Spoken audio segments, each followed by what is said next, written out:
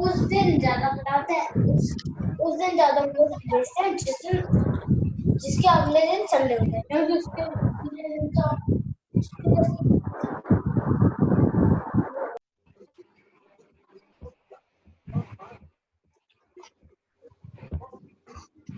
Hello, आवाज आ रही है सभी को? हेलो, हाँ बोलिए पुष्पेंद्र, बोलिए, आ रही है बात, बोलिए। ठीक है, सभी को स्क्रीन दिख रही है?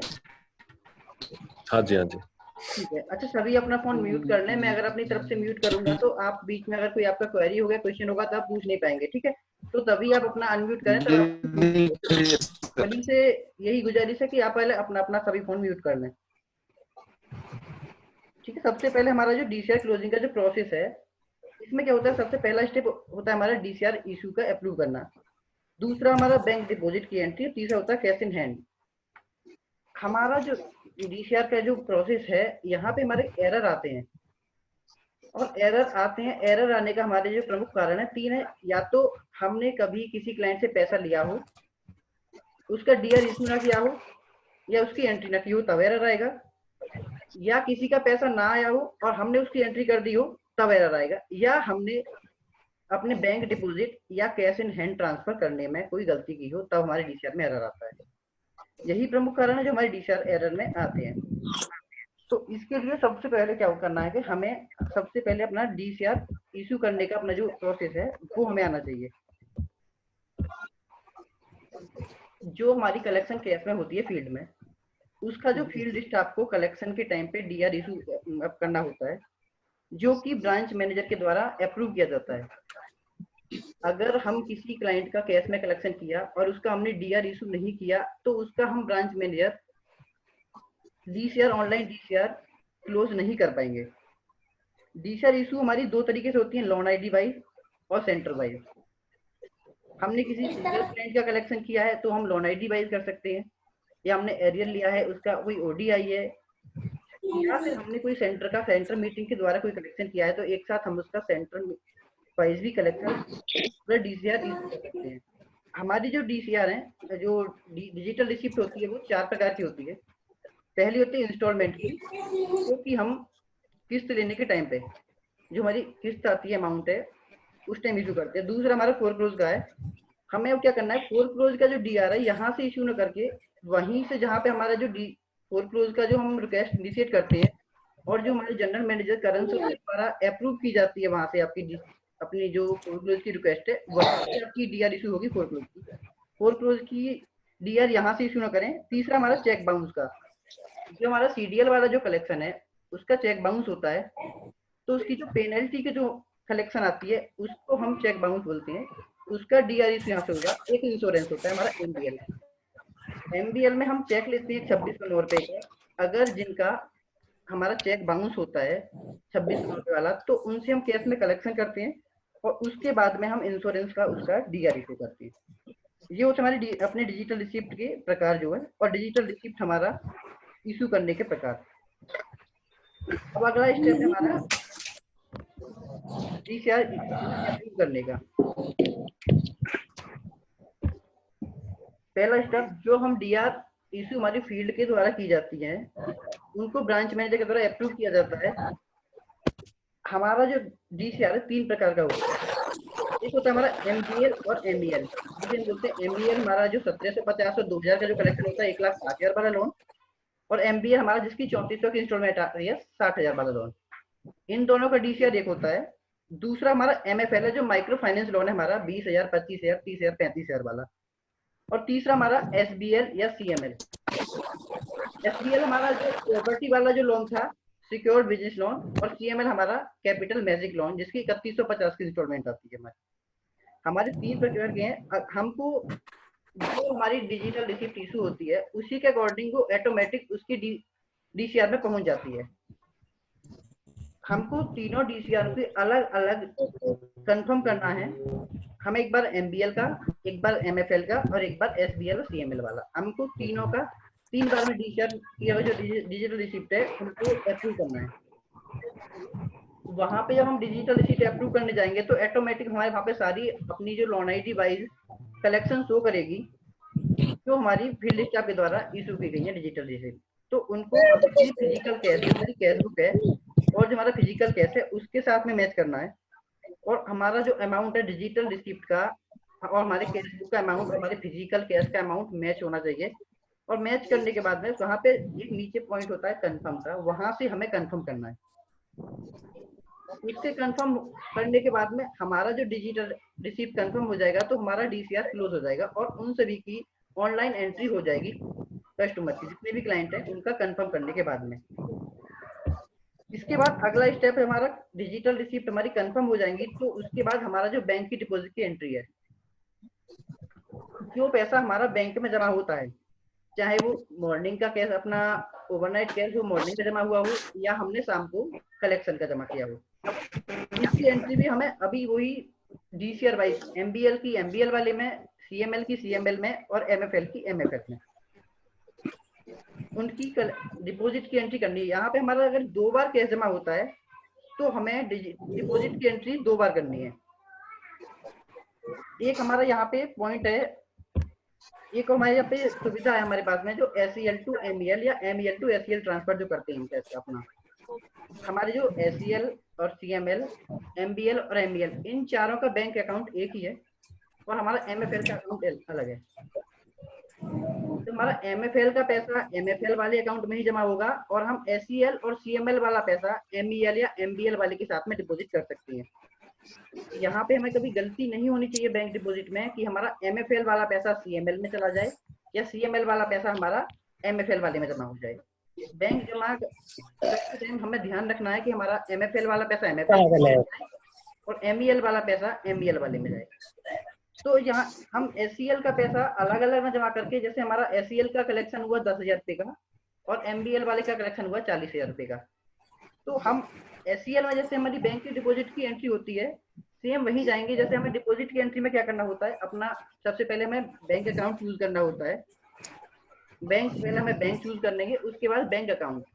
बैंक में जैसे हमारा एचडीएफसी, एसबीआई, आईसीआई जो भी हमारा बैंक है, हमको सबसे पहले बैंक चूज करना है कि हमने कौन से बैंक में पैसा जमा किया है। उसके बाद में वहां पे उसकी नीचे ड्रॉप डाउन बॉक्स होगा और वहां ऑटोमेटिक सभी के अकाउंट नंबर दिए होंगे ड्रॉप डाउन में। जब ड्रॉप डाउन पे आप क्लिक करोगे तो वहां पे सभी उस बैंक से रिलेटेड जितने भी कंपनी के अकाउंट है वहां पे सभी आ जाएंगे और वहां से आपको अपना बैंक अकाउंट चूज करना है। बैंक अकाउंट चूज करने के बाद वहां एक ऊपर एक कॉर्नर पे आइकॉन है कैमरे का, वो आपको वहां पे डिपॉजिट स्लिप का फोटो खींचना है और नीचे आपको एक अमाउंट है, वहां पे आप मैनुअली आपको अमाउंट एंटर करना है और उसके बाद यहाँ से सबमिट करना है। और सेम ऐसे ही एसईएल टू एमईएल ट्रांसफर होता है। जहाँ पे हमने यहाँ पे बैंक अकाउंट चूज किए थे वहां हमें एसईएल टू एमईएल बैंक यहाँ सेलेक्ट करता है, वहीं पे एक ऑप्शन आता है एमईएल टू एसईएल या एसईएल टू एमईएल। तो हमें यही करना है कि अगर हम एसईएल वाला पैसा एमईएल में भेज रहे हैं तो एसईएल टू एमईएल करेंगे, या एमईएल वाला पैसा एसईएल में भेज रहे हैं तो एमईएल टू एसईएल करेंगे। तो में हमेशा वो आएगा जिसकी डीसीआर में हम उस पैसे को भेज रहे हैं। इसका भी एंट्री सेम डिपॉजिट की तरह होगा, बस हमें यहाँ पे बैंक की जगह एसईएल टू एमईएल करना है और एंटर यहाँ पे मैनुअली अमाउंट डालेंगे और उसके बाद सबमिट कर देंगे। तो ये जो अमाउंट है हमारा, मान लीजिए हमने एसईएल का 10,000 रुपये एमईएल में भेजा तो एसईएल वाला हमारा जो डीसीआर है पूरी तरह से क्लोज हो जाएगा। यहाँ पे कोई एरर नहीं होगा, जीरो यहाँ पे आपका नीचे वाला जो बैलेंस है जीरो हो जाएगा और ये ऑटोमेटिक 10,000 रुपये हमारा एमईएल के डीसीआर में पहुंच जाएगा। जहाँ पे हमारा सुबह का मॉर्निंग का कैश अपना ओपनिंग बैलेंस शो करता है, सेम वहीं पे एक रिमार्क आएगा एसईएल टू एमईएल ट्रांसफर 10,000 रुपये की, ऐसा वहां पे सेम उसी जगह एक और रिमार्क आपका बन जाएगा और ये ऑटोमेटिक आपके उस डीसीआर के अमाउंट में ऐड हो जाएगा। वहां पे आप सभी को इसको अलग अलग में जमा करके सभी अमाउंट को एक साथ जोड़ के एक बार में ही बैंक में जमा कर सकते हो और एक बार में ही इसकी बैंक की डिपॉजिट की एंट्री कर सकते हो। इसके बाद हमारा कैश इन हैंड का अपने ट्रांसफर का। कैश इन हैंड के ट्रांसफर में हमें मैनुअली कुछ नहीं करना होता है, वही सेम हमको तीनों अपने डीसीआर को बारी बारी से तीनों अपने डीसीआर को ओपन करना है। जहाँ पे हमारा ऑटोमेटिक अपना ओपनिंग बैलेंस शो कर रहा होगा, आज का जो कलेक्शन जो आपने डीआर अप्रूव किए होंगे वो वाला आपका कलेक्शन, और जो आपने बैंक की डिपॉजिट की एंट्री की है वो बैंक की डिपॉजिट की एंट्री, और उसके बाद में जो बचा हुआ अमाउंट है, या आपका लेट कलेक्शन हुआ हो, या बैंक हॉलीडे हो, या कोई आपका बैंक में कोई सर्वर इशू हो, या फिर किसी भी कारण से आपका पैसा जमा नहीं हुआ हो, वह पैसा जो आपका होगा कैश इन हैंड, वो ऑटोमेटिक वहां पे नीचे शो करेगा। तो वो उस पैसे को आपके फिजिकल कैश से मैच करना है कि हमारे पास फिजिकल कैश इतना बच रहा है या नहीं। उस फिजिकल कैश से मिलाने के बाद वहां पे एक ऊपर कैमरे का आइकॉन है, वहां आपको जो कैश बुक पे आपने डिनोमिनेशन बनाई है उस डिनोमिनेशन का फोटो खींचना है और उसके बाद उसे सबमिट करना है। इस तरीके से आपका जो कैश एजेंट है ट्रांसफर अपना जो नेक्स्ट डे में ट्रांसफर हो जाएगा। यहाँ तक आपको कोई दिक्कत किसी को, या किसी का कोई क्वेश्चन यहाँ तक?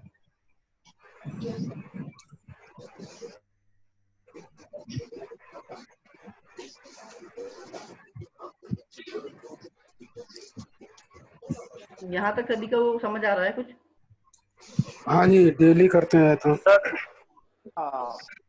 सर ये क्वेश्चन है सर मेरा। जी हेलो। हाँ बोलिए। हेलो। हाँ बोलिए। सर ये कहना चाह रहा हूँ कि सेल टू मेल ट्रांसफर कर सकते हैं, बट अगर हम मेल और सेल का अलग ही DCR करें और नहीं, आप अलग भी करें तो ऐसा भी तो हो सकता है ना सर? अलग भी कर सकते हो। ये आपकी मतलब सुविधा है कि आपको अलग अलग डिपॉजिट स्लिप ना भरनी पड़े, अलग अलग आपको बैंक में डिपॉजिट की एंट्री ना करनी पड़े। ये आपके लिए एक बार सुविधा है कि आप SEL to MEL करके एक ही साथ में जमा करा दो। आप ऐसा भी कर सकते हो कि सेल का सेल में जमा कर दो, सेल के DCR में ही उसको जमा दिखा दो। ट्रांसफर में सेल का सेल में दिखा सकते हो, MEL का MEL में भी दिखा सकते हो। ऐसा भी हो जाएगा जैसे होता है।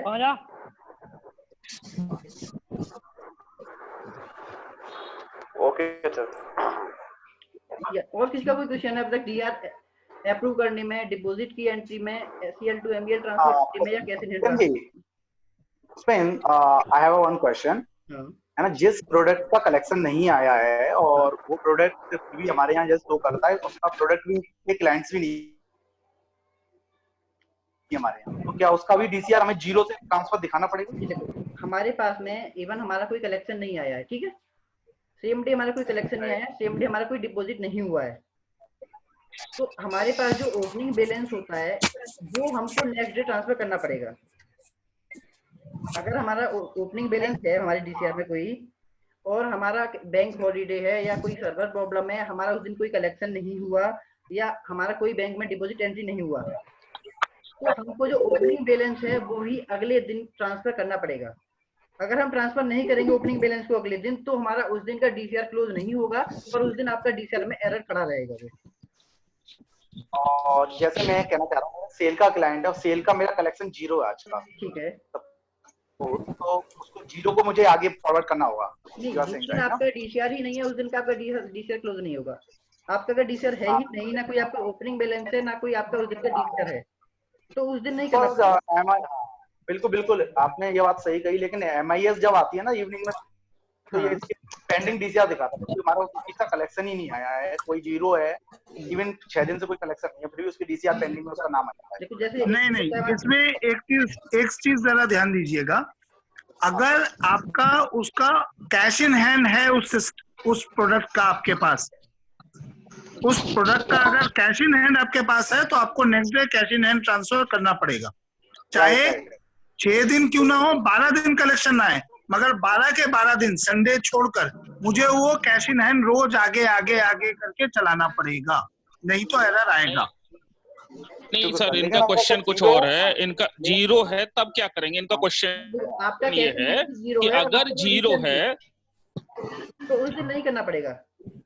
जिस दिन आपका DCR है ही नहीं और जिस दिन आपका कैश इन हैंड भी आपके पास नहीं है, तो आप क्या करोगे? कुछ नहीं होगा। आप ध्यान से सुनिए, आपके पास कैश इन हैंड 0 है, बट उस दिन का आपके पास DCR है, अगर DCR भी नहीं तो फिर मुझे क्लोज करना पड़ेगा। मैं कलेक्शन 0 दिखाऊंगा बट उसको करूंगा। मेरी आज की डिमांड खड़ी थी तो मुझे वो तो बताना पड़ेगा ना कंपनी को कि डिमांड के अगेंस्ट में कलेक्शन कितनी आई, 0 आई, मगर वो बताना पड़ेगा। अगर DCR डिमांड है और कैश इन हैंड 0 है तो भी मुझे उसको क्लोज करना पड़ेगा।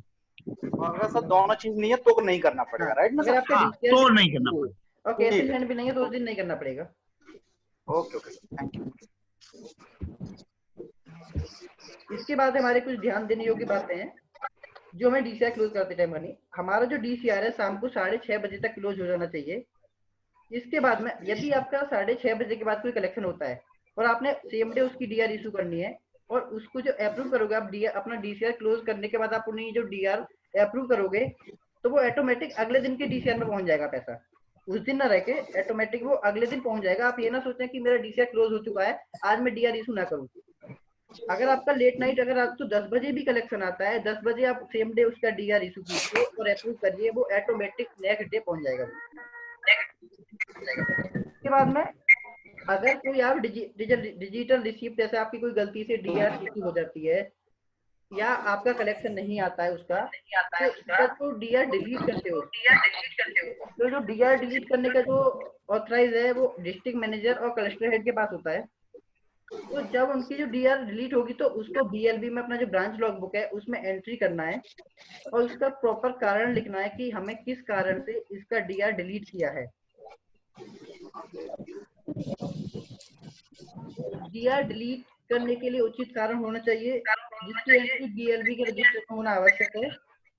अगर किसी दिन ब्रांच में कलेक्शन नहीं हुआ, उस दिन ब्रांच में वर्किंग थी तो कैश इन हैंड वाले अमाउंट को अगले दिन ट्रांसफर करना होगा।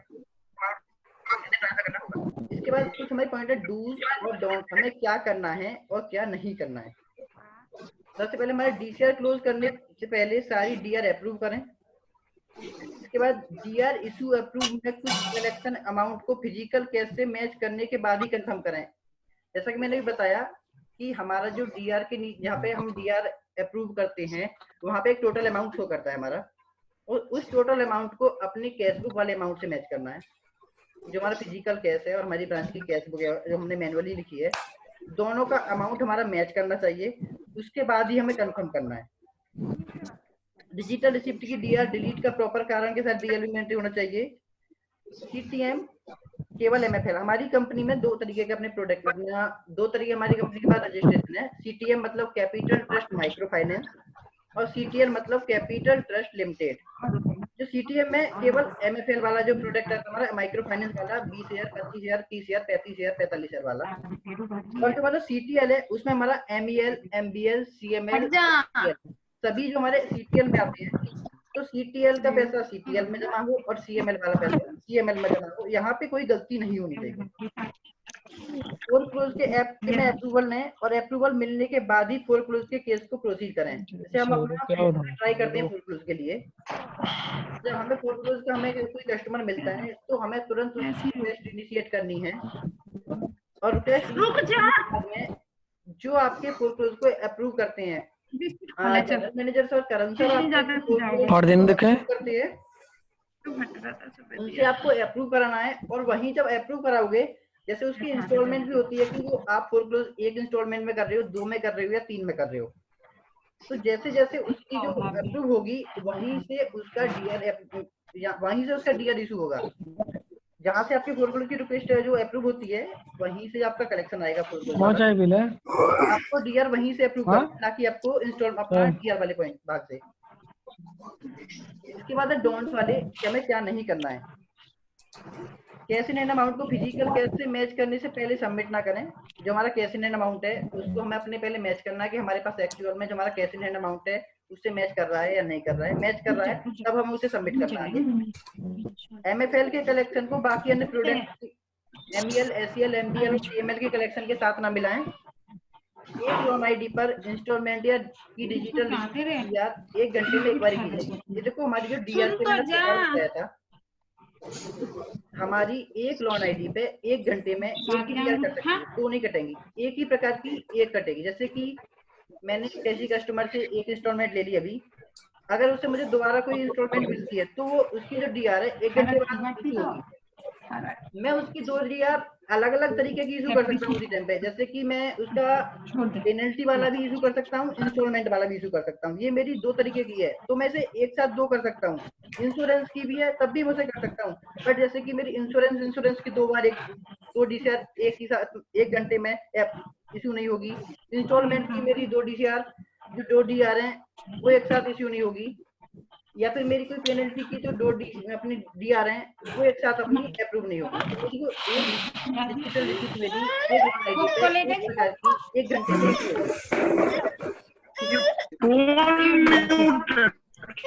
छोटी रिक्वेस्ट लोगों को बताई गई है, आप फोन म्यूट नहीं रख पाते।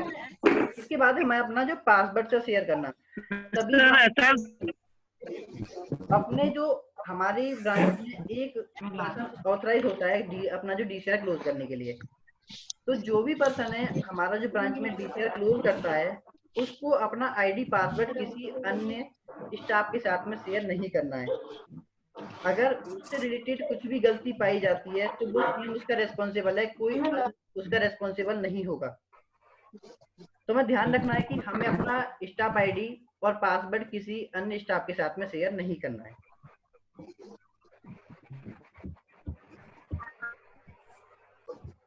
अब आपका कोई क्वेश्चन हो तो आप पूछ सकते हो। हेलो करने में जो भी आपका क्वेश्चन है। हेलो, हाँ अनुराग बोल रहा हूँ। हेलो, हाँ जी सर बोलिए।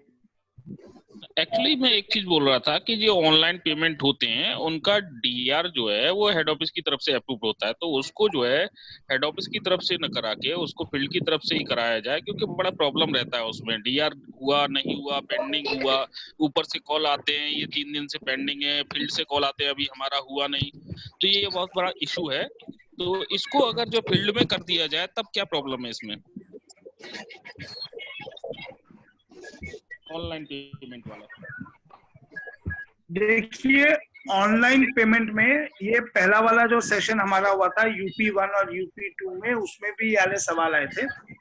इनकी हमको डीआर उन्हीं की काटनी है जिनका ब्रांच में हमें कैश मिलता है। अगर आपने जो हेड ऑफिस में पेमेंट हुई है उसका डीआर काट दिया तो आपका कैश शॉर्ट आ जाएगा। क्यों कैसे शॉर्ट आ जाएगा सर? कैसे शॉर्ट आ जाएगा सर? जो भी पेमेंट ऑनलाइन आई है उसको हम डिपॉजिट दिखाएंगे ना सेम डे ब्रांच में, बैंक डिपॉजिट दिखाएंगे, उसको शॉर्ट आने का कोई मतलब ही नहीं है। सुनिए 2 जगह दिक्कत आएगी। पहला, अगर आप उसको डिपॉजिट नहीं दिखा पाए तो वो फिर आपके कैश में काउंट हो जाएगा, कैश शॉर्ट होगा, पहला। दूसरी दिक्कत ये है, दिखाना तो पड़ेगा ना सर, वो दिखाना तो पड़ेगा। अगर कोई केस आया है किसी ब्रांच पे, अगर दो पेमेंट ऑनलाइन हुई हैं 3500 की, तो वो 7000 रुपए बैंक डिपॉजिट उस दिन दिखाना पड़ेगा ब्रांच मैनेजर को। ये जो है उनको जो है अपनी आदत में लाना पड़ेगा। इससे हमारी जो आगे आने वाली प्रॉब्लम है वो काफी कुछ सॉर्ट हो जाएंगी। आगे इतनी सारी है कि अब बाद में पूछा जाता है ये पेमेंट कहाँ से आया, किस क्लाइंट का आया। अनुराग, मैंने आपका क्वेश्चन सुना, अभी आप आंसर सुने। पहला प्रॉब्लम है, अगर आप उसको डिपॉजिट नहीं दिखा पाए, ब्रांच मैनेजर के दिमाग से उतर गया, उसने केवल डिपॉजिट स्लिप बैंक में जो जमा की उसी का पैसा चला दिया, तो ये पैसा चला जाएगा कैश इन हैंड में और कैश इन हैंड हो जाएगा आपका शॉर्ट। दूसरी दिक्कत ये है कि हेड ऑफिस में जो पेमेंट रिलीज होती है उनकी डीआर हेड ऑफिस से इशू होती है, तो इफेक्टिवली एक पेमेंट के ऊपर 2 डीआर इशू हो जाएगी, क्लाइंट को डबल क्रेडिट मिल जाएगा, वो रिकॉन्सिलिएशन में दिक्कत होगी। आप समझिए कैश, हमारा डीसीआर क्लोज का लॉजिक क्या है। आज मेरी कलेक्शन की, सर 1 मिनट सुन लीजिए अनुराग, 1 मिनट सुनिए। डीआर जिसका पैसा जिसके पास आया, नियम बड़ा सिंपल है, जिसका पैसा जिसको मिलेगा वो डीआर कटेगा। हेड ऑफिस को पैसा मिला, हेड ऑफिस काटेगा, ब्रांच को मिला, ब्रांच काटेगा। अब ऐसी स्थिति भी हो जाएगी अगर हम कहें पता लग रहा है हेड ऑफिस ने भी डीआर नहीं दी, ये सोच के कि ब्रांच वाला देगा, ब्रांच ने बोला नहीं ये पैसा तो हेड ऑफिस में गया, मैं भी नहीं काटता हूँ। तो भैया बड़ा सिंपल सा नियम है, जिसके पास पैसा आया डीआर वो काटेगा। तो उससे क्या होगा, आप डीसीआर का फ्लो समझिए। डीसीआर का फ्लो है, आज की कलेक्शन कितनी है, आपने डीआर अप्रूव से ले ली, आज आपने डिपॉजिट कितना किया, बैंक डिपॉजिट में दिखा दिया, बाकी जो डिफरेंस बचा वो आपका फिजिकल कैश है। तो इसलिए हाँ, ये आपकी बात मानता हूँ अनुराग। अभी जो हमारा पेमेंट गेटवे है उसमें शायद एंट्रीज को आइडेंटिफाई करने में थोड़ा सा समय लग रहा है। ये सिस्टम बने हुए लॉकडाउन पीरियड में ही बना है, इससे पहले केवल पेटीएम पेमेंट होती थी। कि इच्छा ब्रांच का 6 बार मेल जा चुका है, अभी उसकी एंट्री अभी तक नहीं हुई है। बहुत सारी ब्रांचों के पेमेंट जो है टाइमली नहीं डीआर हो पा रहा है, उनका टाइमली नहीं हो पा रहा है, बाद में फिर दिक्कत आएगी। और कुछ पेमेंट ऐसे भी रहेंगे इस चक्कर में कि बाद में पूछा जाएगा कि ये पेमेंट किसका था यार, किसने पेमेंट किया था, तो ये भी बहुत बड़ा इशू बनेगा आगे चल के। बाकी सर हाँ। जैसे आप बोल रहे हैं वैसे सही है, बट मेरा एक ये जो है सजेशन था आपके लिए। बाकी मुझे ऐसा कोई वो प्रॉब्लम वाली बात नहीं है। बाकी छह बार मेल करने के बाद भी किच्छा का सही नहीं हुआ है। सोनू से भी मैं डिस्कस करता हूँ, सबसे डिस्कस करता हूँ, बट ये प्रॉब्लम रेगुलर कंटिन्यूअसली चल रही है। मैं मना नहीं करता हूँ, जो पॉइंट आप रेज कर रहे हैं वैलिड है और ये हमको बाकी क्लस्टर में भी बताया गया और ये फीडबैक हम आईटी टीम और ऑप्स को बिल्कुल पास ऑन करेंगे कि आप ये अनरिजॉल्व एंट्रीज को जल्दी से जल्दी क्लैरिफिकेशन लीजिए और जहां जहां पर कंटिन्यूअस मेल्स हैं वहां पे आप रिप्लाई करें। किच्छा आपने लिखा है, मैंने नोट बना लिया, इसकी कॉल आज आपको खुद आएगी। अब आपको कॉल नहीं करना, टीम आपको कॉल करेगी। जहां तक ये इशू है, देखिए पेटीएम में इसीलिए हम लोग कहते थे पेटीएम की जब आप पेमेंट कर रहे हैं रिमार्क में लोन आईडी जरूर डलवाइए। अब वो लोन आईडी में अगर नहीं पड़ा तो हमें पता नहीं चल पाता वो कहां से पैसा आया। पेमेंट गेटवे में क्योंकि वो लोन आईडी ऑलरेडी फिक्स रहती है तो अनआइडेंटिफाइड होने का रीजन कम है। हम लोग अभी इसमें इशू को थोड़ा सा टाइम दे दीजिए और 10-15 दिन का इशू है, रिजॉल्व हो जाएगा। आप पेमेंट का रिकॉर्ड रख लीजिए। अनुराग जी आप एक मिनट, अनुराग आप पेमेंट का रिकॉर्ड अपने पास रख लीजिए। कल अगर मान लीजिए ऑप्स टीम आपसे अनआइडेंटिफाइड एंट्री पूछती है, आप प्रूफ देके वो एंट्री का क्रेडिट ले। ओके सर, वो सही है आपकी बात। एक प्रॉब्लम और है, पेमेंट गेटवे द्वारा पेमेंट हो जाता है 2-2 बार जो है क्लाइंट मुझे सेंड कर चुका है रिसिप्ट कि सर ये देखो मैसेज मेरे पास आ गया, पेमेंट हो गया, पता चला नेक्स्ट डे ऑटोमेटिकली उसके अकाउंट में दोबारा से वापस हो जा रहा है, भी प्रॉब्लम है। देखिए अगर पेमेंट फेलियर हुआ, ये चीज तो हम अभी भी नोटिस करी होगी, जब आप आईआरसीटीसी का पेमेंट करते हैं कई बार मेरा वो टिकट बुक नहीं होती, बैंक से पैसा कट जाता है, पर 2 दिन बाद 3 दिन बाद पैसा वापस आ जाता है। तो अगर वो इंटरनेट कनेक्शन है या फिर आपका पेमेंट फेलियर हुआ है तो उसमें अगर बैंक से पैसा कटा और जिसके बैंक में जाना था नहीं गया तो वो तो वापस आएगा। उसमें वो नेट प्रॉब्लम है जहां से क्लाइंट ऑपरेट कर रहा है। बात तो सही है, नेट प्रॉब्लम है, लेकिन फिर बाद में उस क्लाइंट को बड़ी मुश्किल से जो है इस टाइम पे जो क्रिटिकल सिचुएशन चल रही है बड़ी मुश्किल से उसको मोटिवेट करके पैसा डलवाया जाता है और उसके बाद फिर पैसा मेहनत करने के बाद वापस चला जाता है, फिर उससे पैसा निकालना थोड़ा सा मुश्किल होता है सर। मैं अनुराग मना नहीं कर रहा हूँ, बट अगर पेमेंट गेटवे में पेमेंट सक्सेस नहीं हुई तो फिर मैं उसमें क्या कर सकता हूँ? अगर वो नेट कनेक्शन, यही आप सजेस्ट कर सकते हैं क्लाइंट को कि सर नेट कनेक्शन जहाँ पर अच्छा हो वहां से कीजिए जिससे कि बैंक से पैसा कटने के बाद क्रेडिट हो। अगर ट्रांजैक्शन फेलियर हो गया तो वो पैसा फिर वापस आएगा। उस केस में 40 मिनट कंप्लीट होने वाला है, आपको फिर से रीलॉगिन करना पड़ेगा अगर आपको इसी पे चर्चा करनी है। थोड़ा मीटिंग का 40 मिनट कंप्लीट हो गया। कोशिश करते हैं